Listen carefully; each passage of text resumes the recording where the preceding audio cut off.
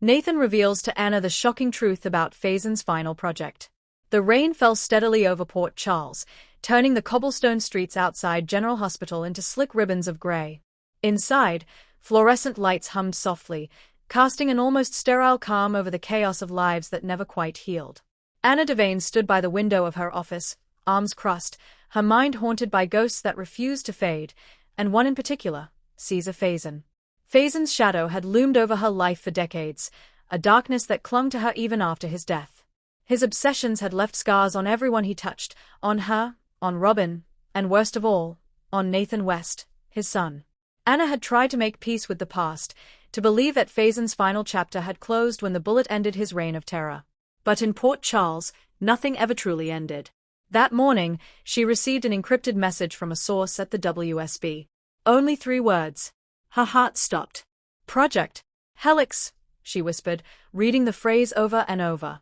It was a code name she'd seen once before, buried deep in Faison's old files. The last file he ever touched before he died. She thought it was destroyed. She thought wrong.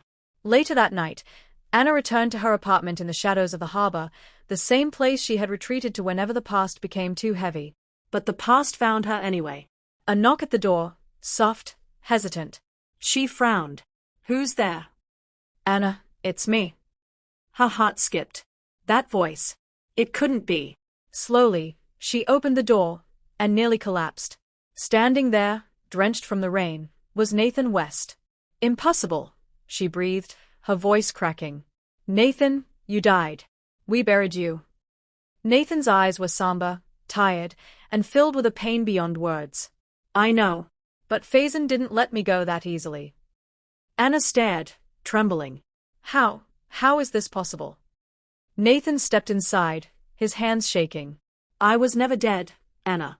Faison, he made sure of that. Anna's mind reeled as she tried to make sense of it. Nathan, I was there. I saw you shot. You flatlined. He nodded. You saw what he wanted you to see. Nathan explained, haltingly at first, that after he was shot, his body was taken not to the morgue, but to a private lab Faison had funded years earlier, hidden deep under an abandoned shipping facility on the outskirts of Port Charles. Faison's men took me there, Nathan said. He had been working on something before he died, something he called Project Helix. He said it was his final masterpiece, a way to make his legacy eternal. Anna's blood ran cold. Eternal? Nathan nodded grimly. He was experimenting with genetic cloning, memory transfer. He believed he could replicate minds, even personalities. He had already done it once, with remnants of Jason Morgan's neural patterns. But I was his real experiment. She stared at him, horrified. He cloned you. Not exactly, Nathan said, his voice quiet. He rebuilt me. My body was kept alive through synthetic organ grafting, neurological mapping, and WSB-level tech stolen from their own black projects. He implanted pieces of himself in me, memories, code, and something else. A failsafe. Anna felt the room tilt. A failsafe. Nathan's voice trembled. He's still in me, Anna. Part of Faison lives inside me. Days passed, but sleep never came easily. Anna barely ate, barely spoke. She and Nathan secluded themselves in a WSB safe house while she tried to process the impossible truth. Faison's mind, fragments of it, existed inside Nathan's subconscious. Sometimes, in moments of silence, Nathan could hear him. At 2 a.m., Anna found Nathan sitting on the floor of the safe house living room, trembling, his hands pressed to his head. He's talking again, Nathan whispered. His whispering, telling me to finish what he started. Anna knelt beside him, gripping his shoulders. You're stronger than him, Nathan. You're not your father. He looked up, tears glistening in his eyes. He says I am. She froze. Then his voice changed, deepened slightly, carrying that unmistakable accent. You should have loved me when you had the chance, Anna. She jerked back. No. And then it was gone. Nathan blinked, confused. What did I say? Anna's heart pounded. It wasn't you, she said shakily. It was him. Anna knew they couldn't run from it. If Faison's consciousness truly lived on, even partially, they needed proof, and a way to destroy it. So she turned to the one person she swore she'd never trust again, Valentin Cassadine. Valentin listened silently as Anna explained everything. His expression was unreadable. So Faison's final project was a mind clone protocol, he asked finally. That explains the WSB chatter about neural ghosts. You've heard of it? Anna asked sharply. Valentin nodded. Of course. Faison wasn't the only one obsessed with cheating death. He leaned closer. There's something you need to see. Hours later, they descended into the forgotten tunnels beneath the Port Charles docks. The smell of rust and salt water mixed with something far worse, decay. This is where it happened, Valentin said, flashing his light over a sealed metal door marked Helix 01. Inside, it was a graveyard of failed experiments, glass pods filled with half-formed bodies, flickering monitors displaying old data streams, and in the center, a single cryogenic chamber. Anna stepped closer, her heart racing. Inside the chamber floated an image that made her blood run cold. It was Faison's body. Or something like it, preserved, pulsing faintly with artificial life. Oh my God, she whispered. He really did it. Nathan stared, his hand trembling. He said I was his legacy. But this is what he wanted. Valentin's voice dropped low. That's not just a body, Anna. That's a receiver. He planned to upload himself back into physical form, and he used Nathan as the transmit. The truth hit Anna like a bullet. Nathan's nightmares, his sudden flashes of memory, even his altered reflexes, they were signs of the transfer activating. Faison's mind wasn't just dormant. It was awakening. They needed to shut down the chamber before it completed the process. But as they prepared to destroy the facility, alarms blared. The walls shuddered, and a robotic voice echoed. Nathan clutched his head, screaming. He's inside me. He's trying to take control. Anna held him, tears streaming. Fight it, Nathan. You're not him. Faison's voice erupted from Nathan's throat. You can't kill me, Anna. I am eternal. The lights flickered. Monitors exploded. Valentin aimed his gun at the chamber. Now, Anna, do it. She fired, shattering the chamber's glass. The preservation fluid spilled across the floor as the system went dark. Sparks rained from the ceiling. For a moment, everything went silent. Then Nathan collapsed. 4 hours, Anna sat by Nathan's bedside in the WSB medbay. His vitals fluctuated wildly, his body caught between two minds fighting for control. When he finally opened his eyes, they weren't his. Faison's voice spoke through him again. You should have known, my love. You can't destroy perfection. Anna stood, trembling. Get out of him, Faison. He smiled, that same sinister curve she'd seen 100 times before. He's mine now. My son. My vessel. Anna drew her gun, her hand shaking. I'll do it if I have to. Would you kill him, Anna? He asked softly.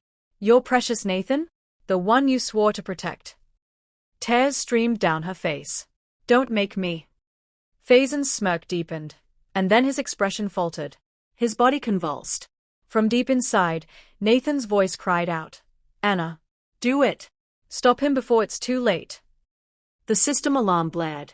Anna screamed, pulled the trigger, and the bullet struck the neural implant embedded in Nathan's chest. A burst of blue energy surged, and Nathan's body went limp. The monitors flatlined. 3 days later, Nathan awoke, weak but alive. Faison's presence was gone. Anna sat beside him, exhausted but relieved. You did it, she whispered. You fought him. He nodded faintly. I could hear him until the end. He was begging me not to let go. Anna smiled sadly. He couldn't understand love. Only control. Nathan turned to her. He's really gone this time. Yes, she said softly. But we'll carry what he did with us, so we never let it happen again. Nathan took her hand.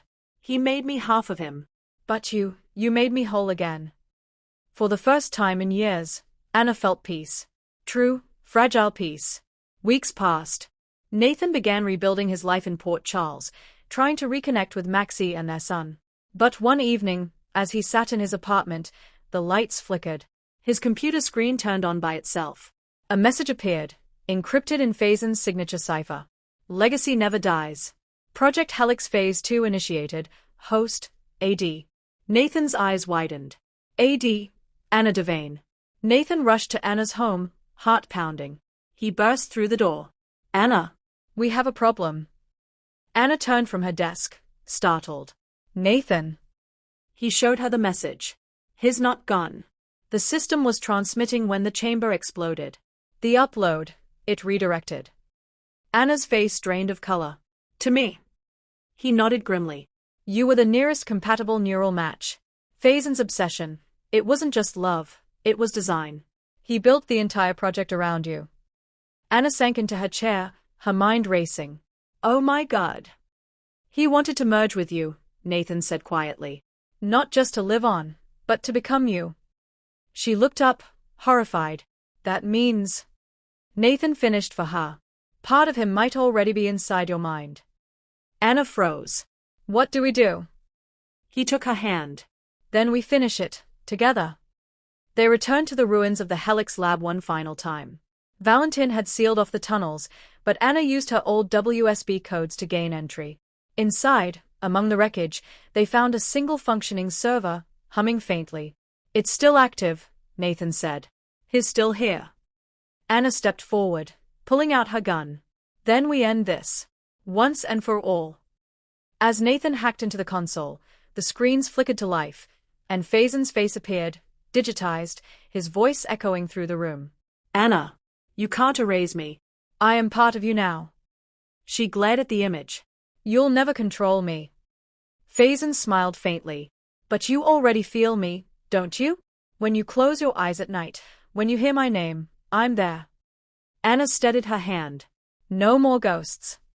Nathan activated the destruction sequence. The countdown began. System overload in 30 seconds. Faison's voice turned desperate. Anna, if I die, so does everything I've created. Your memories, your truth. She didn't hesitate. Then we burned together. They ran as the lab erupted in flames, a blinding inferno swallowing the last remnants of Faison's madness.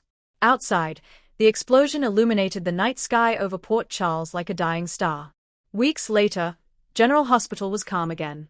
Life had returned to its rhythm, surgeries, gossip, heartbreak, and love stories still unfolding. But Anna and Nathan both knew that beneath the calm, the past never really slept. In her office, Anna looked out the window once more, rain falling gently against the glass. She touched her temple. Sometimes, in the silence, she thought she heard a whisper. But she refused to let it take root. Nathan entered quietly. You okay? She smiled faintly. Getting there. You? He nodded. I've been thinking about something. Faison wanted to live forever. But maybe immortality isn't what he thought. Maybe it's what we do with what's left behind. Anna turned to him, eyes soft.